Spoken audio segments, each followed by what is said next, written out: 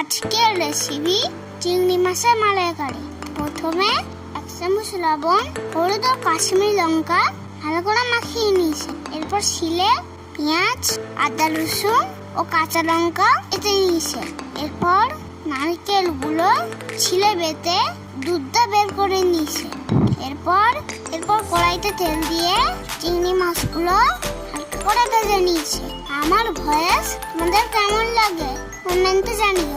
ওই তেলে গোটা গরম মশলা, 1 চামচ গোটা জিরে হালকা নাড়াচাড়া করে টমেটো কুচি দিয়ে দিয়েছে। এরপর বাটা মশলাটা দিয়ে ভালো করে মিশিয়ে নিয়েছে। এরপর 1 চামচ হলুদ গুঁড়ো, জিরে গুঁড়ো, ধনে গুঁড়ো, কাশ্মীরি লঙ্কা গুঁড়ো, লবণ দিয়ে ভালো করে কষিয়ে নিয়েছে। মশলা যাতে ধরে না দেয় অল্প পরিমাণে নারকেলের দুধটা দিয়ে ভালো করে কষিয়ে নিয়েছে। মশলা তেল ছেড়ে এলে বাকি নারকেলের দুধটা দিয়ে একটু ফুটিয়ে নিয়েছে। এরপর চিংড়ি মাছগুলো দিয়ে ভালো করে মিশিয়ে নিয়ে ঢাকা দিয়ে 10 মিনিট কম আঁচে ফুটিয়ে নিয়েছে। তৈরি হয়ে গেছে চিংড়ি মাছের মালাইকারি। ভিডিওটা যদি ভালো লাগে প্লিজ একটা লাইক ও সাবস্ক্রাইব করে দিও।